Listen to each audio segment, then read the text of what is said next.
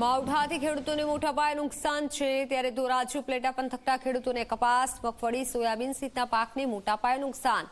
ધારાસભ્યએ માવઠાથી થયેલી નુકસાની અંગે મુખ્યમંત્રી, કૃષિમંત્રી સાથે ટેલિફોનિક વાતચીત કરી ખેડૂતોને થયેલા નુકસાન માટે યોગ્ય વળતર અથવા તો સહાય મળે તે માટે રાજ્યના મુખ્યમંત્રી, કૃષિમંત્રીને ટેલિફોનિક જાણ કરી છે.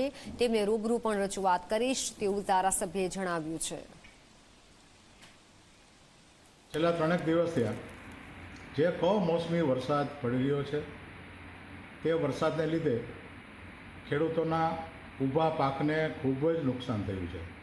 ધોરાજી ઉપલેટા વિધાનસભા ક્ષેત્રના લગભગ તમામ ગામોમાં વ્યાપક પ્રમાણમાં ખેતીના પાકોને નુકસાન થયું છે.